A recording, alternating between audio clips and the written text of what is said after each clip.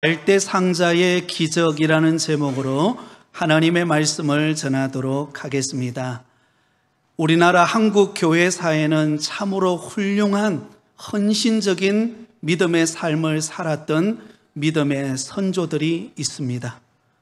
그 중에서 여러분이 너무나 잘 아는 사랑의 원자탄이라고 불리우는 손양훈 목사님에 관한 이야기를 잘 알고 있을 것입니다. 그 중에 한 가지 일화를 말씀을 드린다면 1948년 10월 25일 여수 순천 반란 사건이 일어나게 됩니다. 바로 이때 학생이었던 이 손양훈 목사님의 두 아들, 장남과 차남, 동인과 동신이 목숨을 잃게 됩니다. 그 두 아들을 죽인 사람은 안재선이라고 하는 사람이었습니다. 결국은 그가 체포되어서 사형을 선고받게 됩니다. 그러자 이 소식을 들었던 손양훈 목사님은 그 계엄 사령관에게 찾아가서 자기 두 아들을 죽인 그 사람을 살려달라고 요청을 합니다. 그리고는 그 두 아들을 죽인 그를 양자로 삼고 그의 이름을 계명하여 손인신이라고 부르게 됩니다. 그리고는 그를 집으로 데려와 가지고는 함께 밥상에 앉아서 밥을 먹고 또한 다른 자녀들에게 가족으로 인정하라고 말합니다. 여러분, 손양훈 목사님도 사람 아닙니까? 얼마나 참 힘들고 어려웠겠습니까? 그리고 누구보다도 다른 자녀들이 아마 그에 대한 거부감과 정오감은 이루 말할 수가 없었을 것입니다. 그럼에도 불구하고 손양훈 목사님은 사랑으로 그 손인신을 돌봅니다. 그러자 여러분, 그는 마음의 감동을 받고 그는 고려 고등학교를 졸업하고 전도사님이 됩니다. 그리고 그의 후손들 가운데 지금도 2명의 목회자가 사역을 하고 있다고 합니다. 손양훈 목사님은 자기 두 아들을 죽인 그 사람을 보면서 그에게도 미래가 있고 희망이 있다라고 바라보았던 것입니다. 그의 바람대로 그는 변화되었고 그의 후손들을 통하여 지금 많은 사람들이 복음의 기쁜 소식을 듣고 주께로 돌아오는 변화의 역사를 경험하고 있다는 것입니다. 여러분, 이처럼 한 명의 영혼을 살리는 것이 참으로 어렵지만 그러나 하나님께서는 우리가 사람을 살리고 세우며 살아가는 것이 얼마나 가치 있는 일인가를 우리에게 보여주는 이야기라고 말할 수 있습니다. 오늘 이 자리에 나와 예배드리는 사랑하는 성도 여러분, 저와 여러분은 사람을 살리고 세우는 일에 힘쓰는 믿음의 성도들이 되시기를 예수님의 이름으로 축원드립니다. 오늘 우리가 읽은 본문의 말씀은 절체절명의 위기 속에서 죽을 수밖에 없었던 갓난아기 모세가 극적으로 살아나는 장면이 소개되어지고 있습니다. 갈대 상자의 기적에 관한 이야기입니다. 당시 애굽 왕이었던 바로 왕의 폭정으로 인하여서 유대인 말살 정책에 의해 유대인들은 남자 아기가 태어나면 그 아기를 나일강에 던져 죽이라는 명령이 떨어졌습니다.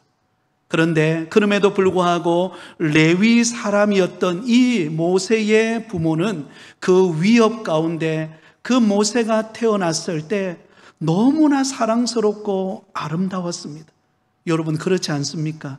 우리가 아이가 태어나면 태어날 때는 너무나 고통스럽지만 태어난 그 아이를 품에 안을 때 얼마나 사랑스럽습니까? 그래서 3개월을 숨겨서 키웠습니다. 그러다가 이제 더 이상 숨길 수 없는 때가 되었을 때에 모세의 부모는 결단을 내립니다. 어떻게 합니까? 그 3개월 된 갓난 아기를 여러분 역청과 나무진을 바른 갈대 상자에 넣어서 나일강에 띄어 보냅니다. 여러분, 사랑하는 자식을, 그것도 이제 태어난 지 3개월밖에 되지 않은 그 갓난 아기를 갈대 상자에 넣어서 나일강으로 띄워보내는 그 부모의 마음은 어떠했을까요? 너무나 고통스럽고 슬픔과 눈물 그 자체였을 것입니다. 할 수 없이 모세를 갈대 상자 안에 넣어서 띄어보내고는 과연 어떻게 될 것인가? 여러분, 그것을 지켜보는 그의 누이 미리암이 멀리서 지켜보았습니다. 그런데 여러분, 무슨 일이 일어납니까? 때마침 그 나일강에 목욕하러 나왔던 바로왕의 공주가 그 갈대 상자가 나일강으로 떠내려오는 것을 보게 된 것입니다. 그리고는 하인들을 시켜서 그 갈대 상자를 가져와서 열어보았더니 그곳에 갓난아이, 3개월 된 아이가 울고 있는 거예요. 너무나 사랑스럽고 너무나 가엾고, 그래서 여러분, 그 아이를 품고는, 그리고는 생명을 살리고, 그리고 누이 미리암을 통해서 여러분 유모를 소개받는데, 그 유모가 누구예요? 바로 그 모세를 낳은 그의 어머니가 유모가 되어서 그 아이를 키워내는 이야기. 어찌 보면 한편의 드라마와 같은 이야기가 오늘 본문 속에 기록되어져 있습니다. 사랑하는 성도 여러분, 어떻게 이처럼 절묘한 만남을 가질 수 있었을까요? 이것은 전적인 하나님의 섭리와 하나님의 구원의 역사인 줄 믿습니다. 하나님께서 모세를 살려서 장차 그를 통해 구원의 역사를 이루어 가고자 하시는 하나님의 놀라운 섭리가 그 갈대 상자 속에 담겨져 있었던 것입니다. 여러분, 이와 마찬가지로 오늘 이 시대를 살아가는 저와 여러분의 생애도 하나님께서 주관하시고 섭리하고 계심을 잊지 않기를 바랍니다. 하나님께 우리의 삶을 맡기고 나아갈 때 하나님께서 우리 가운데 놀라운 일들을 행하게 될 것입니다. 자, 그렇다면 구체적으로 이 갈대 상자의 기적을 통해 우리에게 가르치는 영적인 교훈은 무엇일까요? 그 첫 번째 교훈은 하나님은 절체절명의 위기 속에서도 우리를 지키신다라는 사실입니다. 한번 따라하겠습니다. 절체절명의 위기 속에서도 우리를 지키십니다. 여러분, 우리에게 수많은 위기와 고난과 어려움이 있다 할지라도 그 가운데 하나님은 우리를 지키신다라는 사실을 결코 잊지 않기를 바랍니다. 오늘 본문 1절과 2절에 이렇게 말씀하고 있습니다. 우리 같이 읽습니다. 레위 가족 중 한 사람이 가서 레위 여자에게 장가들어 그 여자가 임신하여 아들을 낳으니 그가 잘생긴 것을 보고 3달 동안 그를 숨겼으나. 자, 여러분, 여기 보면 레위 가족 중에 한 가정에서 아이가 태어나는 장면을 소개하고 있습니다. 여러분, 모세의 부모에 관한 이야기죠. 이 레위의 사람, 그들은 누구일까요? 바로 그의 모세의 아버지는 아므남이라고 하는 사람입니다. 아므남. 이 아므남이라고 하는 이름의 뜻은 고상한 사람이라는 뜻을 가지고 있습니다. 그런 의미에서 본다면 당시 이 아므남은 레위 족속 가운데서도 우두머리에 위치해 있는 그런 사람이라는 것을 알 수가 있습니다. 그리고 그 모세의 어머니, 그 역시 레위 사람이었는데요, 그의 어머니의 이름은 요게벳이라고 하는 이름입니다. 이 요게벳이라고 하는 이름의 뜻은 여호와께 영광을 돌리는 자라는 뜻을 가지고 있습니다. 그런 면에 보면 신앙의 독실한 믿음의 여인이라는 것을 알 수가 있습니다. 이들이 결혼하여서 가정을 이루어서 아이를 낳았는데 그 아이가 바로 모세였습니다. 그래서 이 모세의 부모는 그 아이가 태어났을 때, 모세가 태어났을 때 너무나 사랑스럽고 아름다운 것입니다. 그래서 그를 나일강에 띄워보낼 수 없어서 여러분 3개월 동안 여러분 그를 숨기면서 키우게 됩니다. 당시 여러분 바로 왕은 이스라엘 민족에게 남자아이가 태어나면 모두 죽이라는 명령을 내렸습니다. 심지어는 그것도 모자라서 남자아이가 태어나거든 나일강에 띄어서 던져버리라는 것입니다. 여러분, 갓난아이가 그 나일강에 던져지면 어떻게 되겠습니까? 살 수 있는 아이가 없겠죠. 그죠? 다 죽겠죠. 그 당시 이 애국 왕 바로 왕이 어느 정도 잔인했는가 하면 역사적으로 보면 임산부의 경우에 표시를 해 두었다가 해산할 때가 되면 반드시 확인해서 남자아이가 태어나면 강제로 학살을 했다고 합니다. 또한 일부러 애굽의 여인들을 비밀 정보 요원이죠.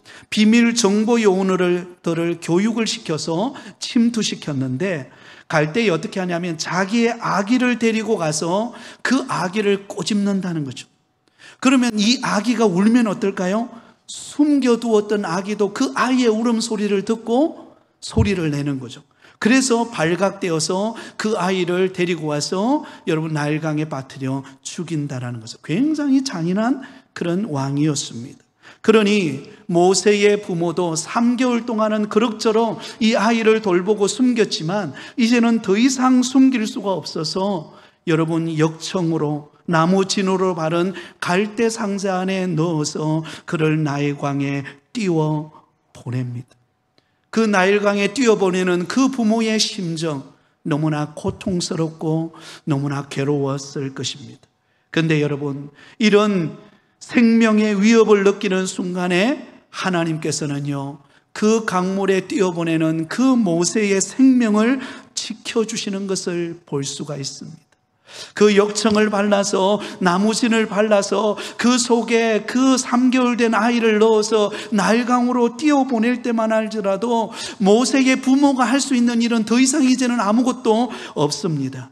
그런데 바로 그때 하나님께서 불꽃 같은 눈동자로 그 갈대 상자 속에 들어있는 모세를 지키시고 그 나일강으로 띄워보내는 그 아이를 하나님께서 보호하고 계셨다라는 것입니다. 사랑하는 성도 여러분, 우리가 믿고 섬기는 하나님은 우리의 생명을 보호하시고 지키시는 하나님이신 줄 믿습니다. 시편 17편 8절과 9절에 보면 이렇게 기록되어 있습니다. 우리 같이 읽습니다.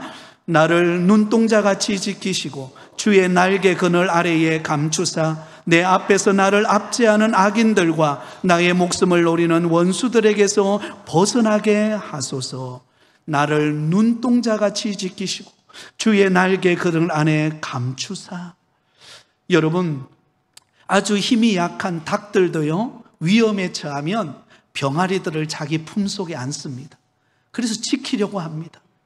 여러분 길거리에 있는 길고양이들도 한번 살펴보세요. 그 길고양이들도 새끼를 놓으면은요 위협하는 어떤 동물이 있으면 그 새끼를 보호하기 위해서 날카로운 이빨을 드러내고 그 아이들을 새끼들을 품에 안습니다.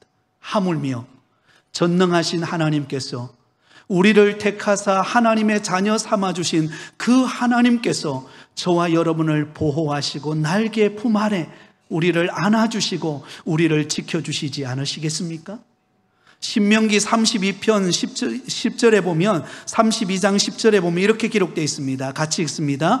여호와께서 그를 황무지에서 짐승이 부르짖는 광야에서 만나시고 호위하시며 보호하시며 자기의 눈동자같이 지키셨도다.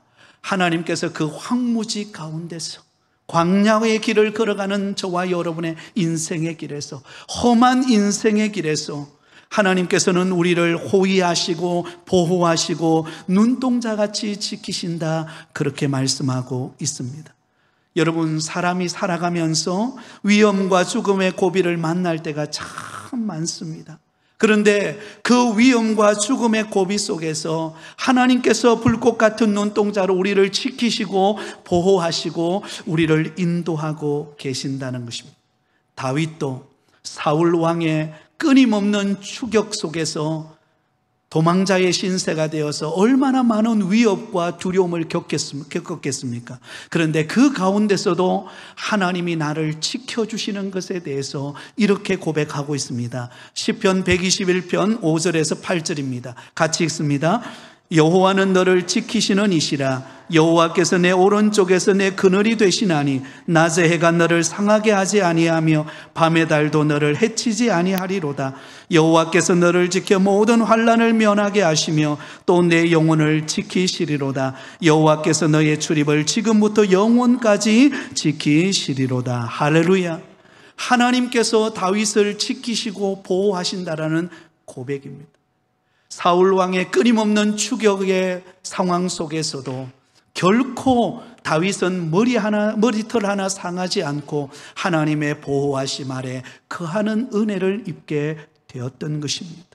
여러분, 다니엘의 세 친구 사드락과 메삭과 아벳노고, 지난주에도 말씀을 드렸죠. 그들은 느부갓네살 왕이 금신상을 만들어 놓고 누구든지 그곳에 절하지 않는 자는 풀무불에 넣어서 그들을 죽이겠다라고 엄포를 놓습니다.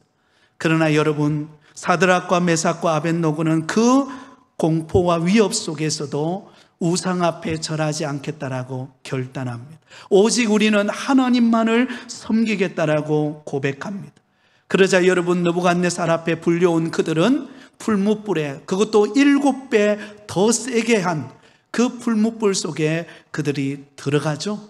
들어가기 전에 그들의 믿음의 고백을 한번 들어보세요. 다니엘서 3장 17절 18절 우리 같이 읽습니다. 왕이여, 우리가 섬기는 하나님이 계시다면 우리를 맹렬히 타는 풀무불 가운데서 능히 건져내시겠고 왕의 손에서도 건져내시리이다. 그렇게 하지 아니하실지라도 왕이여, 우리가 왕의 신들을 섬기지도 아니하고 왕이 세우신 금신상에게 절하지도 아니할 줄을 아옵소서. 여러분, 하나님께서 자신들을 건져주실 것에 대한 믿음과 그리하지 아니하실지라도 우리는 결코 우리의 생명을 지키시는 그 하나님을 버리지 않겠다라고 말합니다. 사랑하는 여러분, 이 믿음이 우리에게 있기를 바랍니다. 우리는 인생의 길을 걸어갈 때 수없는 위기와 고난과 어려움을 만납니다. 그럴 때마다 우리는 불안을 느낍니다. 우리는 공포를 느낍니다. 이러다 내 인생 망하는 것 아닌가? 이러다가 정말로 나의 삶이 무너지는 것 아닌가? 여러분, 그렇지 않아요. 하나님은 우리의 생명을 지키시는 분이십니다.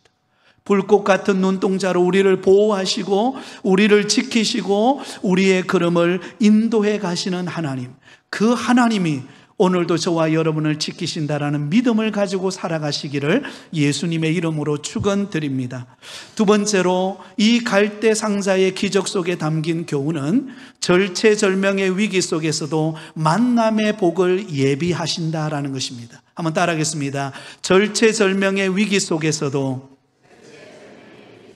만남의 복을 예비하십니다.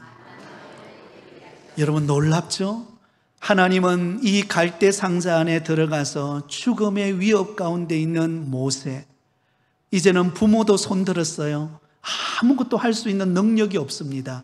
그런데 기가 막힌 타이밍 속에서 하나님은 이 모세를 건져낼 사람을 붙여주십니다. 5절과 6절을 우리 같이 읽습니다. 바로의 딸이 목욕하러 나일강으로 내려오고 시녀들은 나일강가를 거닐 때에 그가 갈대 사이에 상자를 보고 시녀를 보내어 가져다가 열고 그 아기를 보니 아기가 우는지라 그가 그를 불쌍히 여겨 이르되 이는 히브리 사람의 아기로다. 아멘. 여러분, 모세의 부모가 갈대 상자 속에 그 갓난 아기를 넣어서 띄워보낼 때 이제는 더 이상 그들은 아무것도 할 일이 없어요. 무슨 능력으로, 무슨 힘으로 돌볼 수 있겠습니까? 그리고는 나일강을 따라, 그 물줄기를 따라 여러분이 갈대 상자가 서서히 떠내려옵니다. 어찌 될지, 무슨 일이 일어날지 누구도 알 수 없는 그 상황 속에 여러분, 기가 막힌 타이밍에 사건이 벌어집니다. 바로 다른 사람도 아닌 바로 왕의, 애굽의 왕인 바로 왕의 딸인 그 공주가 그 나일강에 목욕하러 나오는 그 순간 갈대 상자가 떠내려오는 그 장면을 목격하게 되었다는 것입니다. 자, 여러분, 여기서 우리는 질문하지 않을 수 없습니다. 아니, 애굽의 왕의 공주인 그 바로 왕의 공주가 어떻게 나일강에 목욕하러 나올 수 있었을까? 자기 왕궁에도, 그 화려한 왕궁에도 정말 온천과 같은 그런 물이 솟아올랐을 것인데 왜 거기서 목욕하지 않고 이 나일강에 와서 목욕을 하게 되었을까? 여러분, 당시 이 애굽 땅에는요, 이 나일강이라고 하는 이곳은 특별한 곳이었습니다. 나일강에는 한 구역이 정해져서 그곳에 여인들이 목욕할 수가 있었습니다. 특별히 애굽 사람들은 이 나일강을 신성시했습니다. 성욕으로 여겼습니다. 나일강에서 목욕하는 것은 종교적인 행위였습니다. 나를 정결하고 나를 깨끗하게 해서 내게 신에게 온전히 내 삶을 바친다라는 의미가 담겨져 있습니다. 그리고 또 다른 하나의 의미가 있는데, 여자들이 여러분 이 나일강에서 목욕하는 이유는 바로 장수의 복과 다산의 축복을 받기 위함이었습니다. 나일강에서 목욕함으로 내가 장수하고 그리고 아이를 많이 얻을 수 있는 그런 다산의 복을 받는다라고 믿었던 거예요. 바로 그 순간 여러분, 이 바로의 공주가 그 나일강에서 목욕하러 나온 그 순간에 누가 지금 떠내려오고 있어요? 갈대 상자 속에 한 아이가 그 속에 담겨서 울고 있는 것을 본 것입니다. 뭘 생각했을까요? 이것은 나의 신이 나에게 준 선물이다, 이렇게 받아들이게 된 것입니다. 절호의 타이밍이죠. 기가 막힌 타이밍입니다. 여러분, 누가 섭리하신 것일까요? 하나님께서 이 갈대 상자에 담겨서 힘도 없고 능력도 없고 물결 따라 나일강으로 떠내려갈 수밖에 없는 상황 속에서 하나님께서는 섭리하시고 계획하시고 역사하셔서 바로의 공주가 바로 그 나일강에 와서 목욕하는 이 과정 속에서 여러분, 바로의 공주와 그 갓난아기 모세와의 만남을 하나님께서 주선하시고 하나님께서 계획하시고 하나님께서 기가 막힌 타이밍 통해서 만남을 갖게 하신 것입니다. 바로 그로 인하여 이 모세가 살아나게 되어진 줄 믿습니다. 여러분, 만약에 한번 생각해 보세요. 그 모세가 갈대 상자 안에 넣어서 나일강으로 떠내려올 때에 당시 애굽 나라의 관리나 혹은 포악한 군인이 그 갈대 상자를 발견했다면 어떤 일이 벌어졌을까요? 그 갈대 상자를 여는 순간 그 모세는 아마 여러분 갈대 상자에 나오기도 전에 그 나일강에 빠뜨려서 목숨을 잃고 말았을 것입니다. 그 어느 누구도 여러분 모세를 살릴 수 없습니다. 만약에 아무리 그 당시 애굽에 능력이 있고 관리가 되고 높은 자리에 있다 할지라도요, 바로 왕의 명령을 어길 사람은 단 한 사람도 없습니다. 유일하게 어길 수 있는 사람은 누구예요? 바로 왕의 공주밖에 없어요. 공주밖에 없습니다.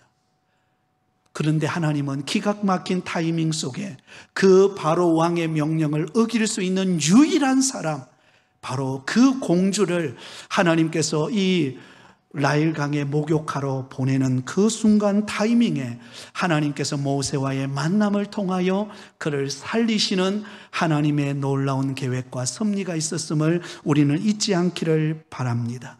하나님께서 만남의 복을 주신 것입니다. 사랑하는 성도 여러분, 우리는 인생의 길을 걸어가다가 수많은 위기와 내 능력의 한계와 내가 가진 것의 부족함을 느끼며 우리는 광야와 같은 인생의 길을 걸어갑니다.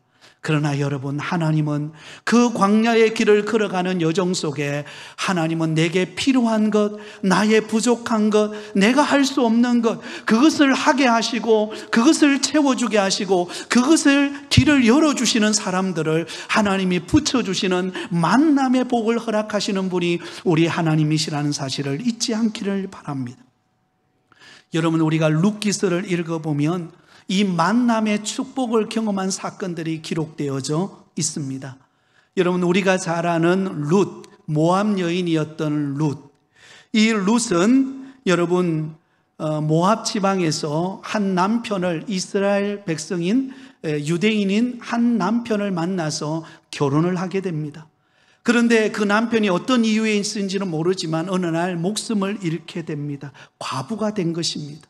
그래서 여러분, 나오미를 따라서 그가 그 모압 땅을 떠나서 유대 땅 베들레헴으로 이주를 해옵니다. 그곳에 와서 그들이 할 수 있는 일이라고는 보찜 하나 짊어지고 왔기 때문에 뭐 가진 것 없고 입을 것 없고 먹을 것 없는 그들이 유일하게 할 수 있는 것은 추수 때에 나가서 이삭을 줍는 거예요. 이삭을 주어서 그것을 모아서 여러분 음식을 만들어서 먹는 것이 유일한 그들의 희망이요 낙이었습니다. 그런데 어느 날이었습니다. 이 룻이 나가서 이삭을 줍고 있는데 바로 그가 줍는 그 밭의 주인을 만나는데 그 주인이 누구입니까? 보아스라는 남자입니다. 이 보아스를 만나게 돼요. 이 보아스는 바로 그 나오미 가족의 친족이었습니다. 그래서 이 룻이 어떻게 이 베들레헴에 오게 되었는가를 잘 알고 있는 그런 사람이었습니다. 이 룻을 보면서 너무나 처량하기도 하고, 그러나 그 시어머니를 사랑으로 돌보는 그 정성 어린 마음을 보면서 그는 그에게 은혜와 친절을 베풉니다. 다른 데로 가지 말고 나의 밭에서, 이곳에서 마음껏 이삭을 주어서 가정에 가져가라고 친절을 베풉니다. 그러자 여러분, 이 룻이, 이방 여인이었던 룻이, 나는 이방 여인인데 어떻게 나에게 이렇게 친절을 베풀 수 있습니까? 라고 했을 때 보아스가 이렇게 대답합니다. 룻기서 2장 11절 12절 우리 같이 읽습니다. 시작. 보아스가 그에게 대답하여 이르되 내 남편이 죽은 후로 내가 시어머니에게 행한 모든 것과 내 부모와 고국을 떠나 전에 알지 못하던 백성에게로 온 일이 내게 분명히 알려졌느니라. 여호와께서 내게 행한 일에 보답하시기를 원하며 이스라엘 하나님 여호와께서 그의 날개 아래에 보호를 받으러 온 내게 온전한 상 주시기를 원하노라 하는지라. 저 12절을 다시 한번 보세요. 여호와께서 내가 행한 일에 보답하기를 원하며 이스라엘 하나님 여호와께서, 그 다음 같이 읽습니다. 그의 날개 아래에 보호를 받으러 온 내게 온전한 상 주시기를 원하노라 하는지라. 할렐루야. 여러분, 지금 이 모압 여인이었던 룻은 과부된 시어머니와 함께 보침 하나 짊어지고 먼 타국 이스라엘 베들레헴으로 왔어요. 오직 그의 시어머니가 믿는 하나님, 그 하나님만 의지하고 그 하나님만 섬기기를 작정하고 베들레헴으로 왔어요. 그러나 그의 현실은 이삭을 줍는 너무나 처량하고 하루하루 나가서 이삭을 주어서 먹지 않으면 살아갈 수 없는 절체절명의 위기 속에 빠진 여인이었습니다.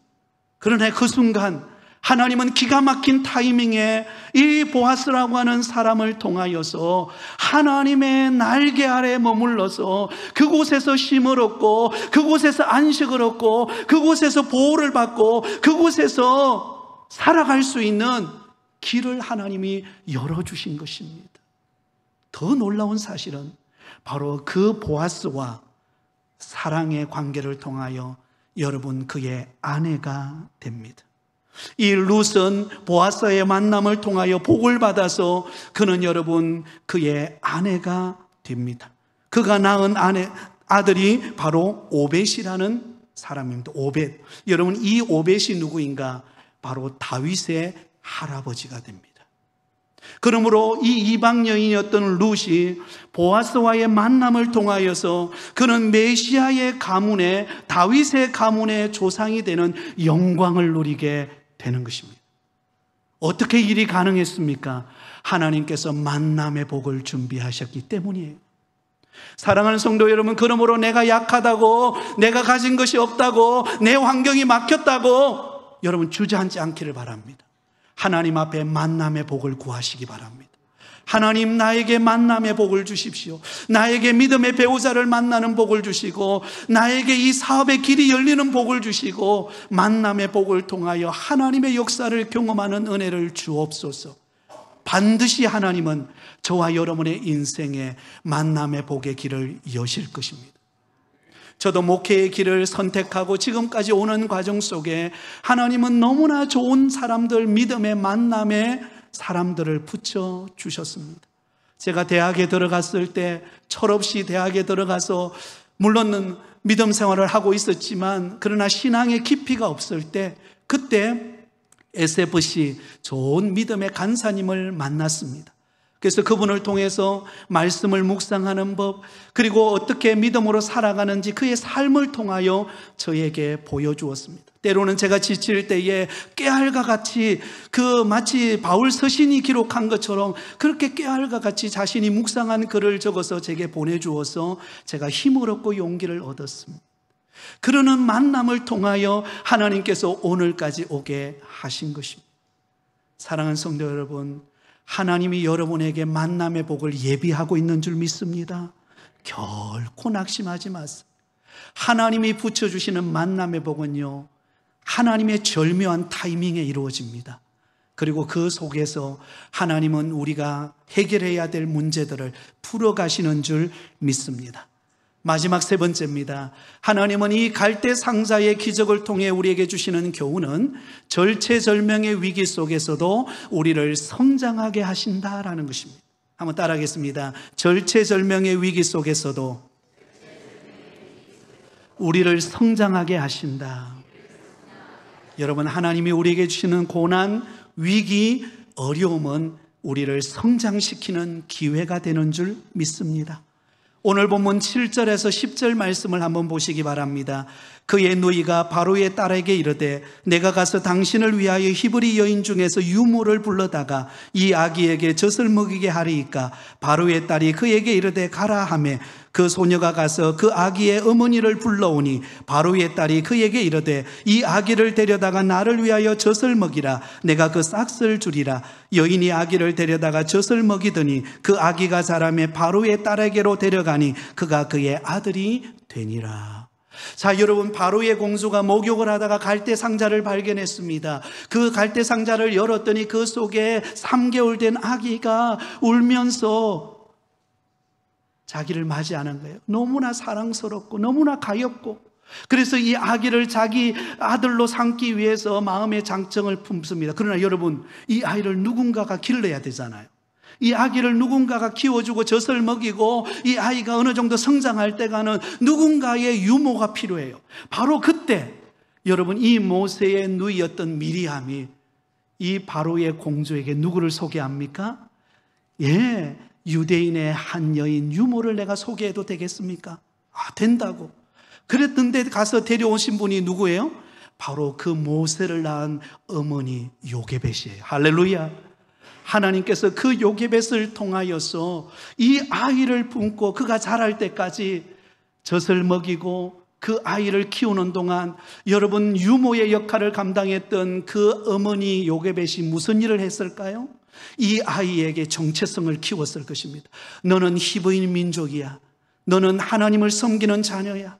하나님께서 너의 인생을 쓰시기 위해서 이 고난 속에 너를 밀어넣으신 거야. 어릴 때부터 자라는 그 유아 교육 속에 하나님을 심어주고 하나님을 섬기는 법을 배우고 장차 하나님을 위하여 살아갈 수 있는 비전을 그에게 심어주는 과정을 거칩니다. 그래서 모세가 성장하는 거예요. 사랑하는 성도 여러분, 하나님은 때로는 우리가 상상하지 못했던 고난과 위기 속에 우리를 밀어넣습니다. 그러면 우리는 생각합니다. 하나님, 왜 내 나름대로 믿음 생활 잘하는데 왜 하나님은 그 속에 밀어넣으십니까? 왜 나에게 이런 환난을 당하게 하십니까? 그때 기억하시기 바랍니다. 하나님은 그 속에서 나를 훈련하시고 연단하시고 나를 성장시킨다는 것을. 여러분, 독수리가 새들 가운데 가장 용맹한 새가 독수리죠. 이 독수리가 가장 용맹한 새가 될 수 있는 이유는 강한 훈련이 있기 때문입니다. 처음에는 여러분, 이 새끼를 낳았을 때 그 먹이를 가져다 주면서 사랑으로 돌봅니다. 그러나 어느 정도 딱 시기가 되면 하는 일이 무엇인가? 그 아이가 있던 그 잠자는 그 우리를, 둥지를 다 부숴버립니다. 다 부숴버립니다. 그리고는요, 그 새끼를 물고 절벽 위로 올라갑니다. 그리고 그곳에 떨어뜨립니다. 여러분, 한 번도 날아보지 않는 그 새끼가 어떻게 날 수 있겠어요? 그래서 퍼드덕 거립니다. 그리고는 낭떠러지로 떨어지죠. 그러면은 마침 그 돌 위에 떨어지는 순간 어미 독수리가 날아와서 그를 물고 다시 올라갑니다. 그걸 반복해요. 그러면서 이 새끼 독수리가 날개에 힘을 얻게 되고 나중에는 강한 독수리로 변한다고 합니다. 사랑하는 성도 여러분, 오늘 저와 여러분 앞에 놓인 위기는 위기가 아니라 우리를 성장시키는 기회인 줄 믿습니다. 그러므로 하나님을 믿고 따라가십시오. 하나님을 온전히 신뢰하는 믿음의 사람이 되실 수 있기를 바랍니다. 하나님을 사랑하는 자, 그 뜻대로 부르심을 입은 자들에게는 모든 것이 합력하여 선을 이룹니다. 그러므로 저와 여러분의 삶 속에 하나님은 갈대 상자와 같은 기적을 예비하고 우리의 걸음을 인도하고 계심을 믿고 날마다 하나님을 신뢰하는 가운데 믿음으로 승리하며 살아가는 우리 모든 부곡교회 성도들이 다 되시기를 예수님의 이름으로 축원드립니다.